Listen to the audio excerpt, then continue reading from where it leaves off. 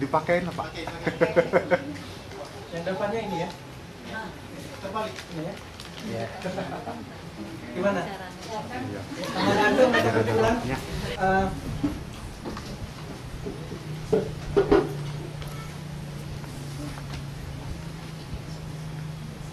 Di sini saya dengarkan bahwa ada juga beberapa tamu jemaat khusus, tamu yang kami hormati. Terima kasih atas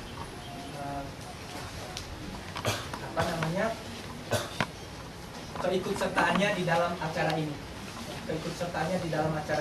Dan kita teman-teman dari jemaat Kristus pastinya sudah yakin betul dan sudah percaya dan tahu betapa pentingnya menjadi jemaat Tuhan. Kita sudah tahu betul betapa pentingnya menjadi jemaat Tuhan itu. Kalau sebagian orang mengatakan bahwa gereja itu pada dasarnya sama, sebenarnya tidak sama. Dari namanya saja sudah berbeda. Namun demikian, menjadi jemaat Kristus, menjadi jemaat Tuhan sebenarnya tidak cukup dengan menjadi jemaat Tuhan saja. Tidak cukup. Banyak yang harus kita lakukan setelah menjadi jemaat Tuhan. Dan itulah yang akan kita perhatikan di sini. Judul yang dipercayakan kepada saya di dalam seminar ini adalah membangun pembinaan jemaat lokal. Pembinaan jemaat lokal. Jemaat lokal adalah jemaat yang ada di suatu tempat, kebaktian bersama-sama. Itu dia. Jadi dengan siapapun saudara berkebaktian setiap hari Minggu, maka itu disebut jemaat lokal. Saya kebaktian dengan saudara Dedi yang ada di sudut sana. Itu artinya kami satu di dalam jemaat lokal. Ada saudara Jeffrey, ada saudara Indra. Mereka kebaktian bersama-sama setiap hari Minggu dan mereka adalah satu jemaat lokal. Saudara-saudara juga yang ada di Limbangan atau yang ada di Semarang ini yang kebaktian bersama-sama, maka itu adalah jemaat lokal. Tetapi meskipun demikian, kita semua adalah satu di dalam Kristus, tetapi berbeda jemaat lokal.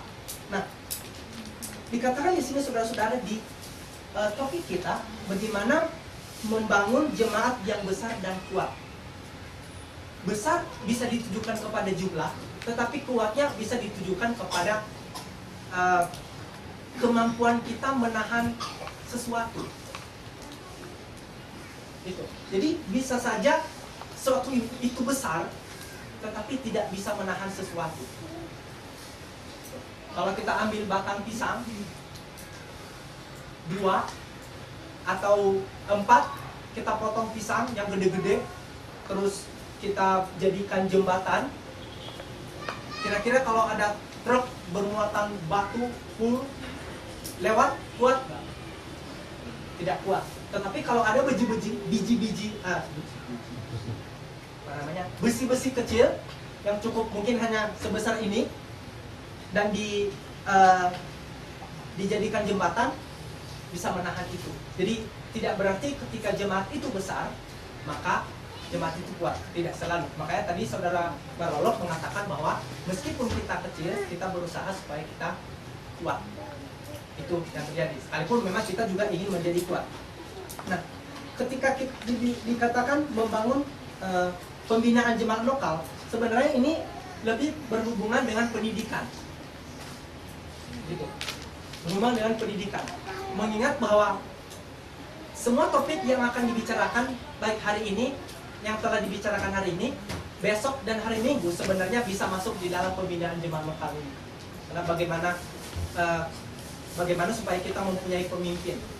Kalau dikatakan membina, itu berarti bagaimana supaya sesuatu itu menjadi lebih baik. Kira-kira pembinaan ada nggak di rumah? Di rumah setiap orang ada nggak pembinaan? Ada ibu ya? Kata ibu ada ya? Kata ibu ada pembinaan di rumah. Bagaimana dengan kata yang lain? Ada nggak pembinaan di rumah? Ada. Bahkan harus ada ya? Harus ada. Siapa yang berpikir bahwa yang bertanggung jawab mendidik anak kita. Anak kita itu adalah guru di sekolah. Ada yang berpikir seperti itu? Yang bertanggung jawab mendidik anak kita adalah guru di sekolah. Kira-kira betul seperti itu? Enggak ya? Jadi kita tidak bisa mengatakan saya tidak perlu mendidik anak saya, tetapi saya membiarkan guru-guru di sekolah mendidik mereka, tidak bisa. Justru di rumah itulah pusat pendidikan yang lebih besar harusnya dan yang lebih utama. Nah, jadi kembali ke sini tadi, sudah ada sesuatu, kita sudah belajar, tetapi bagaimana caranya supaya kita melakukan sesuatu, kita memiliki tujuan, ingin pergi ke surga.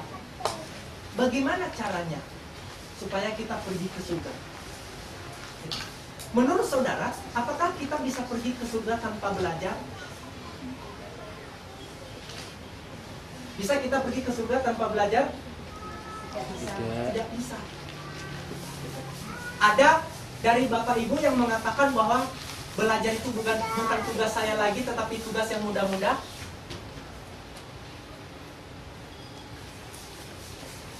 Ada dari kita yang berpikir seperti itu? Mungkin. Ya. Mungkin. Mungkin. Mungkin. Ya mungkin. Tetapi kita tadi bertanya, apakah kita bisa masuk surga tanpa belajar? Jawabannya tidak. Jadi ketika dikatakan pembinaan, pengajaran, maka siapapun di dalam jemaat lokal, tanpa terkecuali, entah itu yang sangat tua, entah itu yang sangat muda, maka harus terbina semuanya. Itu. Nah, sebenarnya kalau saya memperkecil topik ini lebih tepat ke pengajaran, tetapi saya tidak akan mengajak kita untuk mendiskusikan bagaimana mengatur pelajaran di dalam bahasa kita segala macam, tidak. Tetapi saya di sini hanya membicarakan beberapa poin yang sangat penting tentang pengajaran dan tentang pembinaan di dalam jemaat lokal. Yang pertama, saudara-saudara, adalah pembinaan itu, pengajaran itu berkaitan dengan pendidikan dan teladan. Jadi pendidikan dan teladan. Kita tahu bahwa yang dimaksud dengan pendidikan adalah ketika saya masuk bangku sekolah, di situ kita belajar. Tetapi kalau di dalam jemaat lokal, pendidikan itu dilakukan ketika kita ada mengikuti kelas Alkitab. Itu pendidikan. Ketika kita mendengarkan khotbah, itu pendidikan. Juga ketika kita ikut persekutuan, itu pendidikan. Nah, tadi katakan bahwa kita harus belajar. Jadi kalau kita pada saat ini kita sedang belajar. Jadi kalau dikatakan belajar berarti bukan hanya pendengar saja. Kita tidak hanya asal mendengar lalu selesai, tidak dilakukan lagi. Coba misalnya kita melihat Matius pasal 28. Matius pasal 28 ayat 19 dan 20. Saya baca untuk kita. Nanti tolong perhatikan di mana kekurangan kita sebagai murid Tuhan. Kita adalah murid Tuhan tadinya yang ingin pergi ke surga, tetapi kita memiliki ada perintah-perintah dari Tuhan yang harus kita lakukan supaya bisa pergi ke surga ini. Coba sambil mendengarkan, mengikuti saya membaca, dan yang nggak bawa kitab mendengarkan apa yang saya baca, kita berpikir kekurangan kita di mana. Kita baca. Karena itu, pergilah, jadikanlah semua bangsa muridku, dan baptislah mereka dalam nama Bapa dan Anak dan Roh Kudus, dan ajarlah mereka melakukan segala yang telah kuperintahkan kepadamu. Dan ketahuilah, aku menyertai kamu senantiasa sampai kepada akhir zaman. Khususnya di ayat 20, ada yang bisa menyimpulkan setelah melihat sistem pelajaran kita selama ini? Hah? Pengajaran ya. Saya sengaja supaya bertanya supaya kita terlibat semuanya. Mudah-mudahan itu bisa mengurangi ngantuk kita ya. Oke. Kurangnya pengajaran. Menurut saudara Segun, kurangnya pengajaran. Ada yang lain? Atau ada yang setuju? Duplikasi. Kurangnya? Duplikasi. Itu di ayat 19 ya. Itu bisa juga. Maksudnya bertambah. Kurang gimana supaya bertambah terus jumlah kita. Ada yang bisa memberikan bukti kalau benar yang dikatakan oleh saudara Segun bahwa kurangnya pengajaran. Ada yang bisa memberikan bukti bahwa di jemaat Kristus itu kurang pengajaran? Atau kita banyak yang sudah dibaptis. Ketika kita sudah dibaptis, maksud saudara Segun adalah setelah kita dibaptis itu kita kurang banyak pengajaran atau kita kurang belajar, bisa dikatakan seperti itu tadi. Ada yang bisa memberikan bukti? Saudara Johan? Ya, mungkin seperti Daniel Muhammad yang masih kurang dalam memahami tentang pertobatan itu sendiri atau baptisan itu sendiri. Itu kan pelajaran-pelajaran dasar sebelum baptisan. Betul. Jadi banyak pengetahuan dasar tentang Alkitab kita masih bingung. Itu menunjukkan bahwa sistem belajar kita kurang. Ya, sistem belajar kita kurang. Siapa yang belajar melalui MK? Ada yang siapa yang belajar sebelum dibaptis? Siapa yang sudah belajar sebelum dibaptis? Ini dibaptis. Belajar ya. Yang lain nggak belajar sebelum dibaptis? Belajar ya. Belajar di rumah ya Bu ya. Belajar di rumah. Pertanyaannya, setelah dibaptis masih belajar nggak? Masih. Sampai sekarang masih nggak? Masih ya Bu ya? Belajar sih dulu. Ini contohnya bagus berarti. Kalau nggak ngantuk. Inilah saudara-saudara. Di dalam ayat 20 tadi dikatakan dan ajarlah mereka. Kalau kita melihat sebenarnya ini perintah untuk murid-murid. Jadi kalau kita adalah murid, maka kita pergi mengajar orang. Lalu setelah mereka menerima Tuhan, mereka dibaptis. Apa perintah selanjutnya untuk kita? Di dalam ayat 20. Dan ajarlah mereka. Ajarlah mereka. Pertanyaannya adalah, apakah kita bisa mengajar tanpa belajar?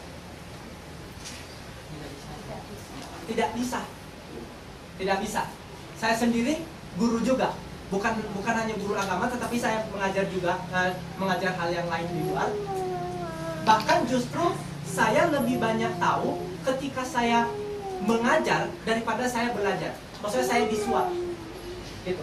Karena ketika kita ingin mengajar, kita mempersiapkan pelajaran itu. Tuh. Jadi pendidikannya penting. Tadi saya bilang berkaitan dengan pengajaran, tapi ada lagi bukan hanya pengajaran, tetapi teladan. Ada yang bingung artinya teladan apa ya? Mungkin di Semarang istilahnya beda ya. Contoh. Oke, contoh. Di sini tadi saya mengajar adik-adik kan. Yang mana kuping, ini kuping.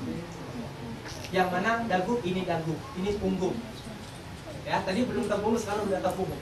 Pertanyaan adalah, saya memberikan pengajaran, tetapi contoh yang saya berikan, apakah sama? Lain kan?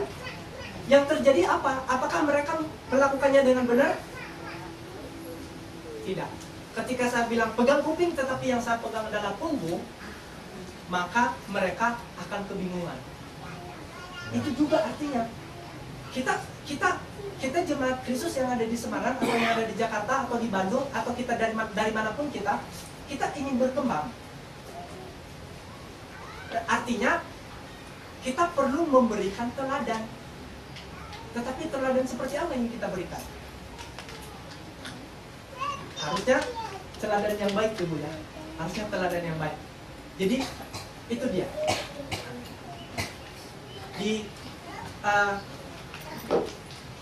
Saya ada cerita yang sangat saya sukai dari teman kuliah saya, karena memang banyak yang sudah menikah. Jadi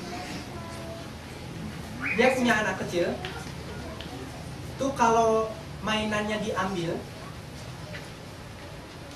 itu dia tidak marah. Atau misalnya ada temannya memukul dia, ada temannya merusak mainannya di depan dia, maka anak itu tidak marah. Atau ada pamannya, atau ada siapapun mencuri uangnya, dia tidak marah. Dia tidak menangis. Nanti dia akan bilang sama ibunya, gak apa-apa ya Bu ya, nanti kita beli lagi kalau itu mainan. Saya terhentak ketika teman saya cerita itu. Biasanya temannya anak-anak, kalau mainannya diambil maka dia akan nangis. Saya tanya kepada teman saya, kalau apa yang kalian lakukan ketika misalnya ada mainan anak itu dihancurkan oleh anak-anak yang lain. Setelah anak itu pergi, apakah kalian dengan suamimu marah kepada anak itu setelah anak itu pergi? Apakah ngomel-ngomel istilahnya? Kata mereka tidak. Tidak ngomel-ngomel. Kalau misalnya ada yang mencuri anak uangnya, maka orang tuanya tidak mengomel-ngomel di belakang. Tidak. Lalu saya baru tahu kenapa bisa terjadi itu. Ternyata mereka memberikan contoh. Contoh lain adalah, apakah kita menyuruh anak-anak kita belajar membaca? Nyuruh ya? Apakah banyak dari anak kita yang membaca, suka membaca? Ternyata tidak. Kenapa? Ini diberikan buku. Oh, berarti harus beli buku kepada saudara monolog ya. Orang tuanya malas baca. Ya. Jadi gini saudara-saudara, sebenarnya yang lebih kuat di dalam membina, ketika kita ingin membina jemaat lokal, maka yang lebih kuat adalah contohnya. Itu. Saya katakan sekali lagi, ini bukan ada di punggung penginjil saja. Bukan. Yang lebih kuat di dalam pembinaan jemaat lokal adalah contohnya. Ketika kita masing-masing belajar, ketika kita masing-masing memberikan contoh yang baik, maka yakinlah apa yang dikatakan sinergi oleh saudara monolog tadi, atau kekuatan yang dihasilkan oleh kebersamaan, itu akan sangat kuat. Itu. Yang kedua, saya ini mungkin saudara melihat bahwa saya banyak kepotong karena saya banyak yang saya kurangin. Pendidikan di dalam jemaat lokal tidak boleh bertepuk sebelah tangan. Apa artinya?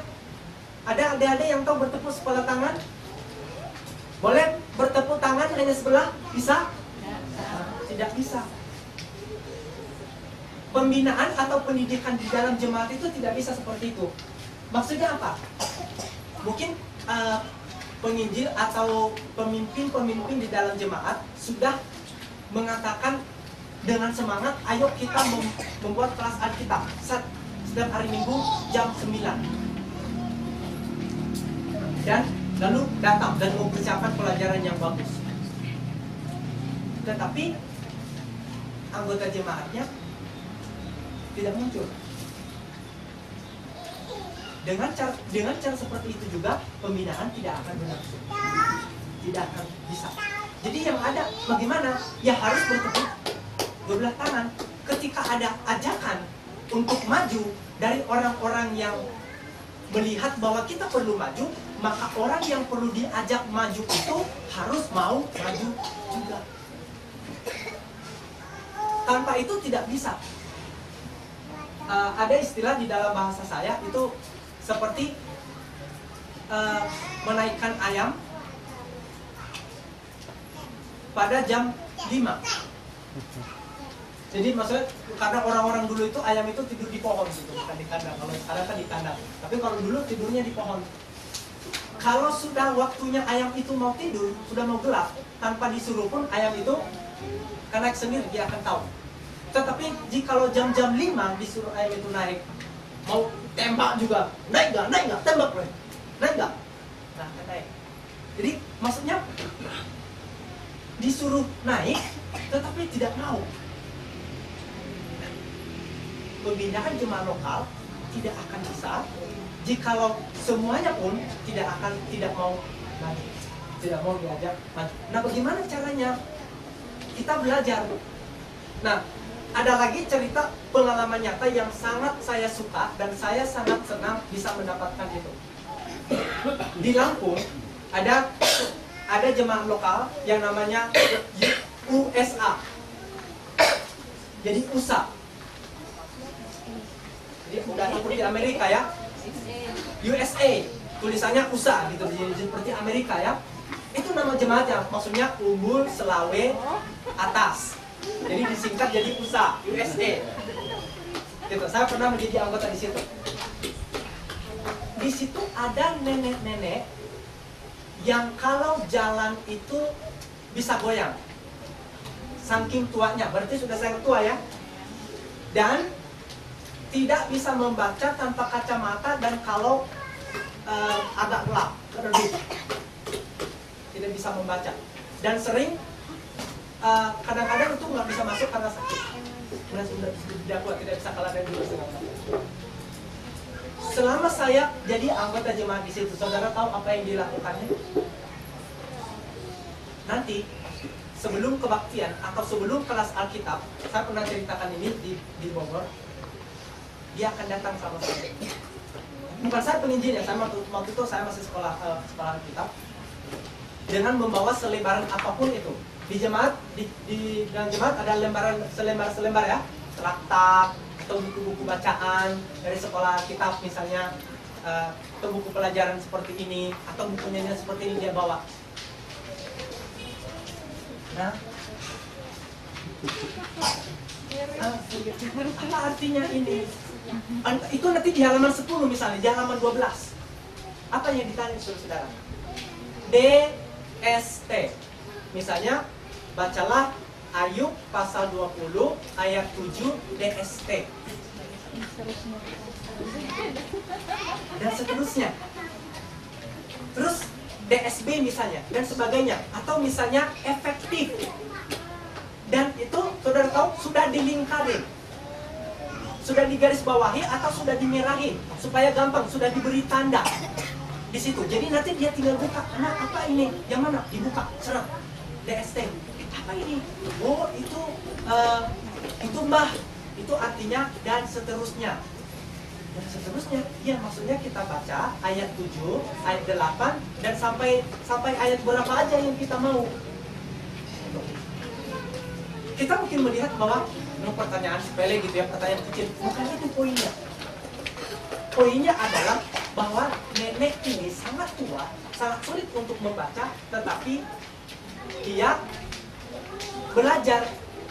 Jadi dia membaca, tetapi ada kata yang dia tidak tahu, yang tidak dia tahu. Dan dia ingin tahu itu. Siapa yang mengaku kalah sama nenek ini? Siapa yang mengaku kalah? Saya kalah. Enggak kalah? Kalah. Kalah. Gitu. Saya kalah. Cara belajar saya kalah. Gitu. Sekalipun dulu saya pernah melakukan itu. Nah, harusnya seperti itu. Jemaat yang ingin maju harus seperti itu. Siapa yang seperti itu? Semuanya. Dan pasti ada tingkatannya. Kalau dikatakan level ya, ada tingkatannya. Mungkin mbah ini, mungkin yang tidak tahu tadi mungkin bisa jadi seperti kata-kata yang tinggi, misalnya kata-kata gaul gitu loh, gitu. Lalu ditanyakan, ini apa artinya? Tetapi mungkin yang lain yang sudah sekolah, tingkat kesulitannya sudah lebih jauh. Mungkin sudah hubungannya ini kok kontradiksi ya, gitu. Kok ini bertentangan ya? Di ayat ini, di pasal ini dikatakan begini. Di ayat ini, di kitab ini dikatakan begini. Kok bertentangan ya? Kalau kita belajar itu, kita tahu cari jawab. Kita cari jawabannya. Kalau kita tidak bisa menemukan jawabannya, kepada siapa kita datang? Tuhan. Kepada siapa kita datang kalau kita tidak tahu jawabannya? Kepada orang yang lebih tahu. Atau kepada penginjil. Yakinlah, penginjil juga tidak serba tahu. Ketika penginjil tidak tahu, ketika saya tidak tahu, banyak hal yang tidak saya tahu, saya pun akan datang kepada orang yang lebih tahu di atas saya. Atau pergi ke Mbah Google kadang-kadang ya. Seperti itu. Saudara-saudara, itu. Jadi tidak bisa. Jikalau kita mau maju, kalau kita ingin jemaat kita terbina, maka tidak akan bisa tanpa usaha dari kita masing-masing.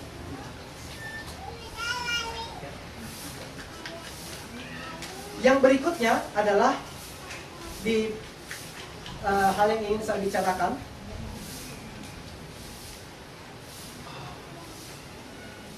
adalah kemajuan jemaat dan tingkatan kurikulum itu saling mempengaruhi. Kurikulum adalah kalau misalnya kita punya dalam kelas Alkitab program,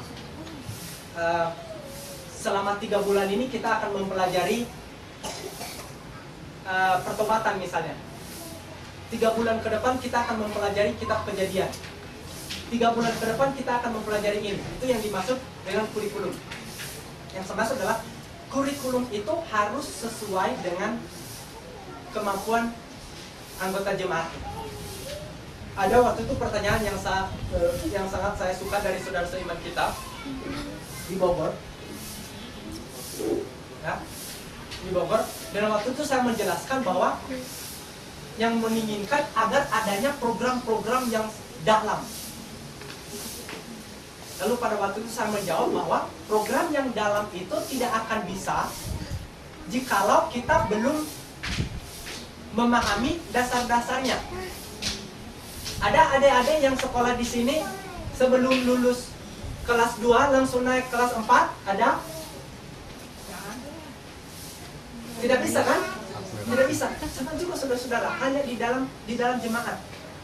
Ketika penginjil atau siapapun itu mendesain program pelajaran, maka tidak akan bisa jikalau kita tidak menguasai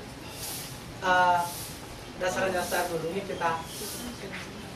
ada saudara-saudara kita yang baru datang.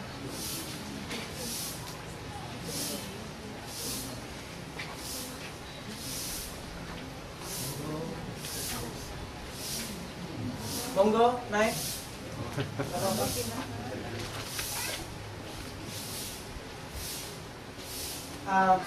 Coba kita membaca kitab Ibrani pasal 5.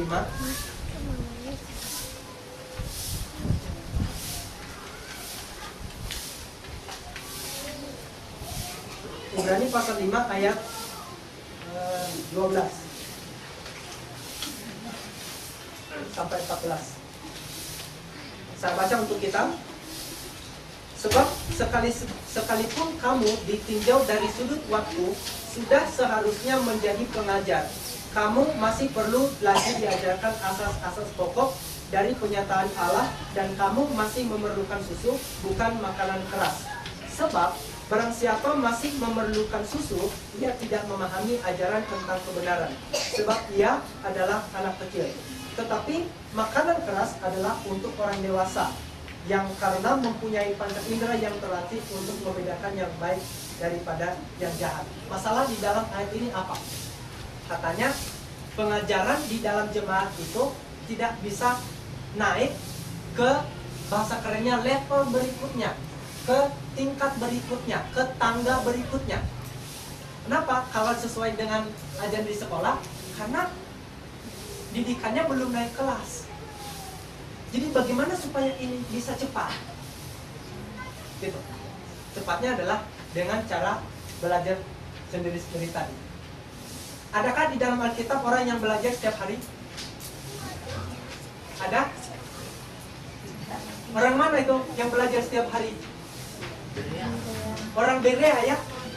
Mereka belajar setiap hari. Gitu. Adakah di dalam Alkitab untuk mengajarkan firman Tuhan itu pada saat bangun, pada saat duduk, pada saat tidur, pada saat makan, pada saat berbaring? Ada? Ada. Di dalam kitab apa itu? Di dalam perjanjian lama atau perjanjian baru? Di dalam perjanjian lama. Itu kira-kira maksudnya apa?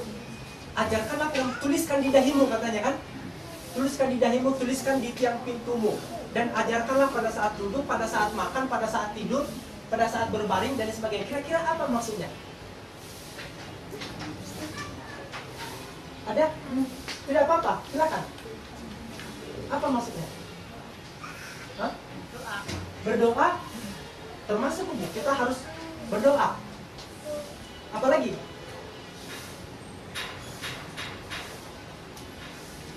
Suka belajar. Suka belajar, ya. Apalagi? Hah? Untuk mengingatkan ya, mengajari terus. Agar selalu ingat Tuhan. Agar selalu Ingat Tuhan. ingat Tuhan. Ini betul juga. Ini saudara-saudara, kalau saya simpulkan, ini ke gaya hidup. Jadi belajar firman Tuhan itu harus menjadi gaya hidup. Kekristenan itu adalah gaya hidup. Itu kekristenan. Bagaimana saudara tahu kalau ada orang barat? Dari apanya? Ini orang barat pasti. Dari mana kita tahu? Hidungnya mancung. Dari hidungnya mancung ya. Apalagi? Dari matanya, dari ukuran badannya karena tinggi-tinggi misalnya. Apalagi? Dari kakinya yang panjang. Dari kakinya yang panjang. Dari rambutnya, itu, dari rambutnya. Dan dari bahasanya. Pertanyaan saudara-saudara, apakah orang di sekeliling kita ketika melihat kita langsung mengatakan bahwa itu pasti orang yang sangat taat kepada Tuhan?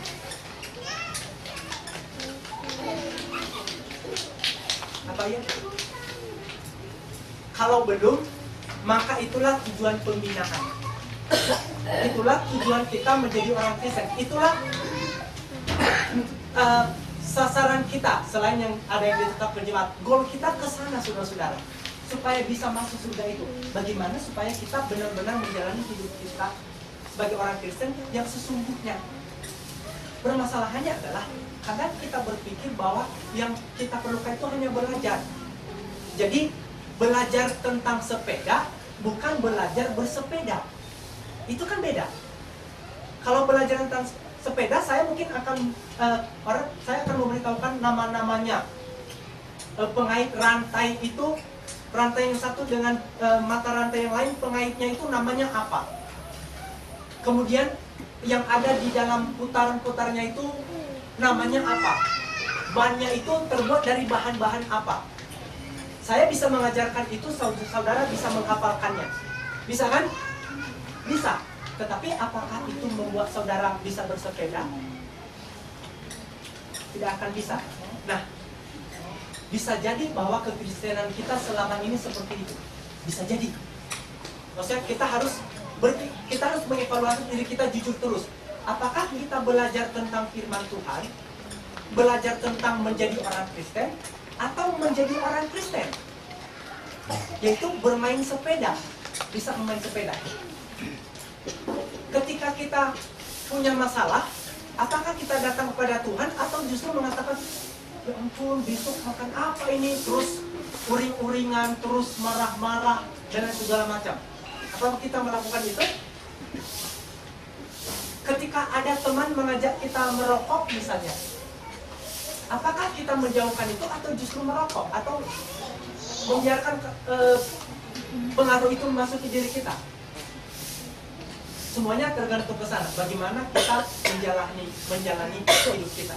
Saudara-saudara, kita tidak akan bisa masuk surga tanpa kita membina diri kita dan membina jemaat Tuhan. Betul ya? Kita tidak akan bisa. Maka oleh karena itu, pembinaan itu tergantung pada kita semua. Pembinaan itu tergantung pada kita semua. Sebagai contoh terakhir yang bisa saya kasih, yang berikan adalah apa yang kita lakukan ketika kita kecewa terhadap saudara seiman kita. Kalau kita sakit hati kepada saudara seiman kita, yang biasa dilakukan apa? Atau nggak usah orang dulu, coba kita ditanyakan orang dulu, kalau orang lain. Kalau sakit hati terhadap saudara seimannya, yang dilakukan biasanya apa? Hah? Tidak ibadah, apa lagi? Tidak menegur, apa lagi? Tidak melihat, apa lagi? Banyak ya. Tidak mau makan, itu rugi sendiri. Yang seharusnya kita lakukan apa? Jadi kalau ada kesalahpahaman dengan saudara seiman kita, atau kita kesel ini, saya kesel ini kepada saudara Marwo, yang harus saya lakukan menurut cara Kristen apa? Mungkin kalau kita yang salah ya Bu ya, betul ya, kita minta maaf. Tapi kalau kita yang kesal menurut kita dia yang salah, kita bisa datang, bicarakan langsung, atau ada kesalahpahaman. Karena dia orang Kristen, dia juga harusnya mengerti itu. Ini semua adalah bagian dari pembinaan. Gitu. Bagaimana kita memberikan contoh kepada saudara seiman juga ketika menghadapi masalah-masalah seperti itu. Saudara-saudara, kita masih dalam perjalanan ke surga. Dan mari kita tetap berjuang untuk mendapatkan itu. Semoga Tuhan memberkati kita.